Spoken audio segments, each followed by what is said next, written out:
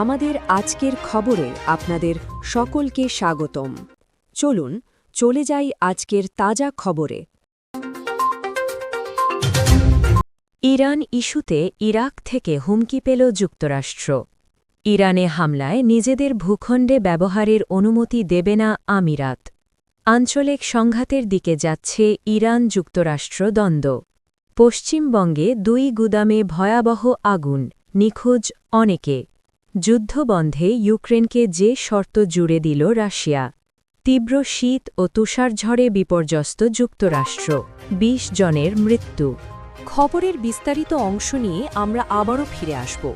সঙ্গে থাকার জন্য আপনাদের সবাইকে ধন্যবাদ। ইরানে হামলা চালানো হলে পূর্ণমাত্রার যুদ্ধ শুরু হবে বলে হুঁশিয়ারি দিয়েছে ইরাক ভিত্তিক সশস্ত্র গোষ্ঠী কাতায়েব হিজবুল্লাহ। যুক্তরাষ্ট্র যখন মধ্যপ্রাচ্যে সামরিক শক্তি জড়ো করছে, তখন এই ইরানপন্থী গোষ্ঠী স্পষ্টভাবে জানিয়ে দিয়েছে, সংঘাত শুরু হলে তারা সামরিকভাবে তেহরানের পাশে দাঁড়াবে। খবর আল জাজিরার। রোববার গভীর রাতে দেওয়া এক বিবৃতিতে কাতায়েব হিজবুল্লার প্রধান আবু হুসেন আল হামিদাভি যোদ্ধাদের যুদ্ধের জন্য প্রস্তুত থাকতে আহ্বান জানান। তিনি বলেন, অন্ধকারের শক্তি ইরানকে দমন ও ধ্বংস করার জন্য একত্র হচ্ছে। তার ভাষায়, ইরান মুসলমানদের দুর্গ ও গর্ব। আল হামিদাভি বলেন, ইসলামী প্রজাতন্ত্রের বিরুদ্ধে যুদ্ধ কোনোভাবেই সহজ হবে না। তিনি আরও হুঁশিয়ারি দেন, এই অঞ্চলের শত্রুদের জন্য ভয়াবহ পরিণতি অপেক্ষা করছে। গত বছরের জুনে ইরান লক্ষ্য করে ইসরায়েল ও যুক্তরাষ্ট্র হামলা চালালেও সে সময় তাদের আঞ্চলিক মিত্ররা সরাসরি সামরিক সহায়তায় এগিয়ে আসেনি। তবে এবার পরিস্থিতি ভিন্ন হতে পারে বলে ইঙ্গিত দিয়েছেন কাতায়েব হিজবুল্লার প্রধান। তিনি বলেন, অক্ষশক্তিভুক্ত সব গোষ্ঠীর উচিত ইরানকে সর্বাত্মকভাবে সহায়তা করা। কাতায়েব হিজবুল্লাহ ইরাকের পপুলার মোবিলাইজেশন ফোর্সেসের অন্যতম বড় গোষ্ঠী। 2014 সালে আইএসের দ্রুত অগ্রযাত্রা ঠেকাতে এই বাহিনী গড়ে তোলা হয়েছিল। মধ্যপ্রাচ্যের দেশ সংযুক্ত আরব আমিরাত ইউএই স্পষ্টভাবে জানিয়েছে, ইরানের বিরুদ্ধে কোনো সামরিক হামলায় তাদের ভূখণ্ড, আকাশসীমা বা জলসীমা ব্যবহার করতে দেওয়া হবে না। ইরানের সম্ভাব্য মার্কিন হামলা নিয়ে উত্তেজনার মধ্যেই সোমবার ২৬ জানুয়ারি এক বিবৃতিতে এই অবস্থান পুনর্ব্যক্ত করে আমিরাতের পররাষ্ট্র মন্ত্রণালয়। খবর গালফ নিউজের। বিবৃতিতে বলা হয়, ইরানের বিরুদ্ধে যে কোনো শত্রুতামূলক সামরিক কার্যক্রমে ইউএই কোনো ধরনের লজিস্টিক সহায়তাও দেবে না। বর্তমান সংকট মোকাবিলায় আন্তর্জাতিক আইনের প্রতি শ্রদ্ধা এবং রাষ্ট্রের সার্বভৌমত্ব রক্ষায় সর্বোত্তম পথ বলে উল্লেখ করে দেশটি। এর আগে যুক্তরাষ্ট্রের প্রেসিডেন্ট ডোনাল্ড ট্রাম্প জানান, একটি মার্কিন নৌবহর উপসাগরীয় অঞ্চলের দিকে অগ্রসর হচ্ছে এবং ইরানের পরিস্থিতির ওপর ওয়াশিংটন ঘনিষ্ঠ নজর রাখছে। যদিও শুরুতে সামরিক হস্তক্ষেপ থেকে সরে আসার ইঙ্গিত দিয়েছিলেন তিনি। উল্লেখ্য, আবুধাবির কাছে আল ধাফরা বিমান ঘাঁটিতে হাজার হাজার মার্কিন সেনা অবস্থান করছেন, যা উপসাগরীয় অঞ্চলে যুক্তরাষ্ট্রের অন্যতম গুরুত্বপূর্ণ সামরিক স্থাপনা। এদিকে ইরানে গত বছরের ডিসেম্বরের শেষ দিকে অর্থনৈতিক অসন্তোষ থেকে শুরু হওয়া বিক্ষোভ দ্রুত সরকার বিরোধী গণ আন্দোলনে রূপ নেয়। যুক্তরাষ্ট্রভিত্তিক মানবাধিকার সংস্থা হিউম্যান রাইটস অ্যাক্টিভিস্টস নিউজ এজেন্সির তথ্যমতে সাম্প্রতিক বিক্ষোভে অন্তত ৬,০০০ মানুষের প্রাণহানি ঘটেছে।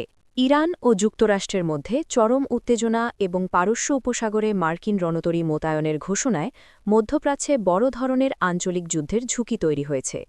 ইরান যে কোনো মার্কিন হামলাকে সর্বাত্মক যুদ্ধ হিসেবে গণ্য করার হুঁশিয়ারি দিয়েছে।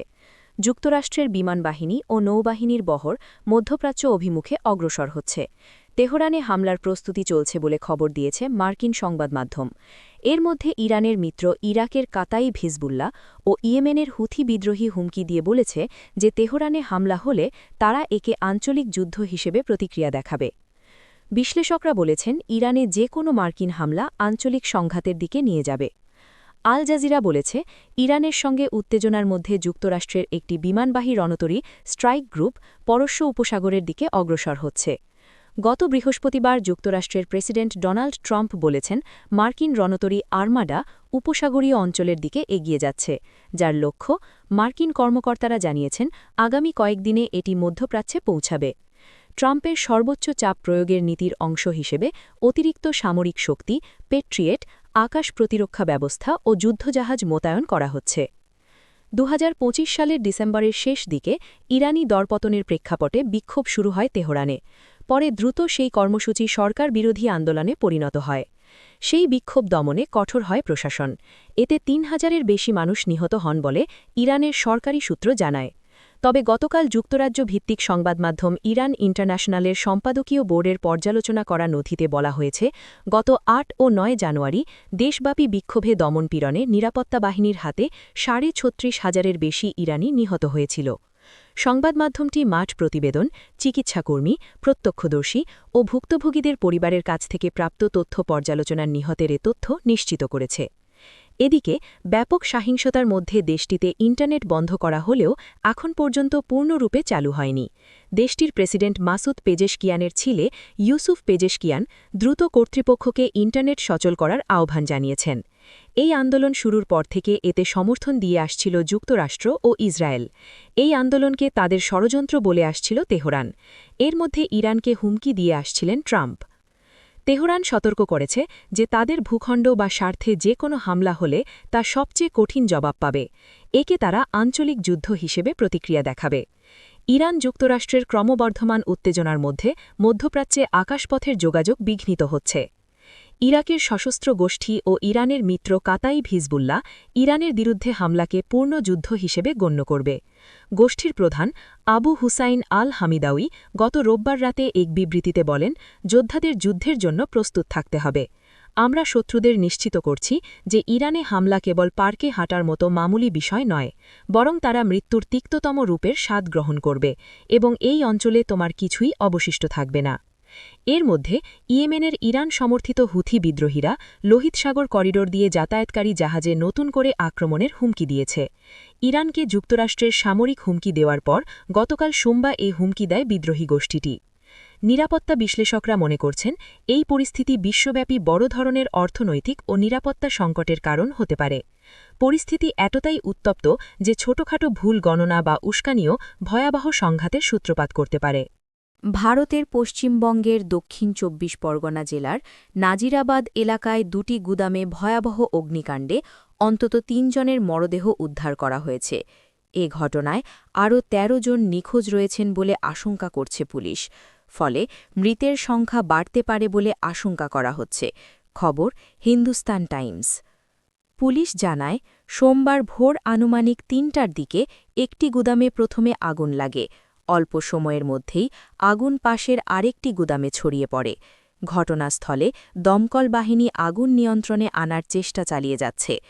বারুইপুর পুলিশ জেলার পুলিশ সুপার শুভেন্দু কুমার বলেন, এখন পর্যন্ত ৩টি মরদেহ উদ্ধার করা হয়েছে। অনেকেই নিখোঁজ থাকতে পারেন এমন তথ্য পাওয়া গেছে। সংখ্যা যাচাই করা হচ্ছে। পুলিশের আরেক কর্মকর্তা জানান, অন্তত ১৬ জনের খোঁজ পাওয়া যাচ্ছে না বলে পরিবারের সদস্যরা দাবি করেছেন। নিখোঁজদের মোবাইল ফোনে যোগাযোগ করা সম্ভব হয়নি। আগুন পুরোপুরি নিয়ন্ত্রণে এলে ধ্বংসস্তূপ সরিয়ে এ ঘটনায় স্থানীয় বাসিন্দাদের মধ্যে আতঙ্ক ছড়িয়ে পড়েছে। এক ব্যক্তি জানান, তার জামাতা গুদামে কাজ করতেন এবং আগুন লাগার সময় ভেতরে আটকে পড়ার কথা ফোনে জানিয়েছিলেন। এরপর আর যোগাযোগ করা যায়নি। অগ্নিকাণ্ডের খবর পেয়ে রাজ্যের মন্ত্রী অরূপ বিশ্বাস ঘটনাস্থল পরিদর্শন করেন। তিনি বলেন, আগুন পুরোপুরি নেভানো না গেলে সঠিকভাবে ক্ষয়ক্ষতির পরিমাণ জানা সম্ভব নয়। এদিকে বিরোধী বিজেপি রাজ্য সরকারকে লক্ষ্য করে সমালোচনা করেছে। দলের নেতা শুভেন্দু অধিকারী অভিযোগ করেন, ছুটির কারণে প্রশাসনিক তৎপরতা ব্যাহত হয়েছে। দমকল ও পুলিশ যৌথভাবে ঘটনার তদন্ত শুরু করেছে। যুক্তরাষ্ট্রের মধ্যস্থতায় রাশিয়া ইউক্রেন যুদ্ধ বন্ধে প্রথমবারের মতো ত্রিপক্ষীয় বৈঠক শুরু হয়েছে। শুক্রবার ২৩ জানুয়ারি সংযুক্ত আরব আমিরাতের আবুধাবিতে আমেরিকা, রাশিয়া ও ইউক্রেনের প্রতিনিধিরা ২ দিনব্যাপী এক বৈঠকে বসেছেন। বৈঠকে যুদ্ধবন্ধ ও শান্তি চুক্তির বিষয়ে আলোচনা করার কথা রয়েছে। এই বৈঠক চলাকালীন রাশিয়া যুদ্ধবন্ধের প্রধান শর্ত হিসেবে ইউক্রেনকে পূর্বাঞ্চলীয় দনবাস অঞ্চল থেকে সেনা প্রত্যাহার করতে হবে বলে পুনরায় দাবি জানিয়েছে। রাশিয়া বলছে, দনবাস অঞ্চল থেকে সৈন্য না সরালে কোনো স্থায়ী শান্তি চুক্তি হবে না এবং ইউক্রেনকে সেখান থেকে সরে যেতেই হবে। অপরদিকে ইউক্রেনের প্রেসিডেন্ট ভলোদিমির জেলেন্সকি বলেন বৈঠক 2 দিন ধরে চলবে এবং দনবাস সম্পর্কে আলোচনা হবে যদিও তিনি পূর্বেই এ ধরনের অঞ্চল ছেড়ে দেওয়ার শর্তে দ্বিমত প্রকাশ করেছেন উল্লেখ্য যুক্তরাষ্ট্রের ২৮ দফা শান্তি প্রস্তাব যা যুদ্ধবিরতির ধাঁচে প্রস্তুত করা হয়েছে তাতে রাশিয়ার অনেক দাবি অন্তর্ভুক্ত ছিল যেমন ইউক্রেনের লুহান্স্ক দোনেৎস্ক ও ক্রিমিয়া অঞ্চলকে কার্যত রুশ নিয়ন্ত্রণাধীন হিসেবে স্বীকৃতি দেওয়া এবং ইউক্রেনের সামরিক বাহিনীর আকার সীমিত করার কথা বলা হয়েছিল যা কিয়েভ বারবার প্রত্যাখ্যান করে আসছে বিশ্লেষকরা বলছেন এই ত্রিপাক্ষিক বৈঠক যুদ্ধবন্ধে একটি গুরুত্বপূর্ণ কূটনৈতিক ধাপ হলেও ভূখণ্ড ও নিরাপত্তার বিষয়গুলোতে সরাসরি বোঝাপড়া না হলে শান্তি চুক্তি সহজে হবে না যুক্তরাষ্ট্র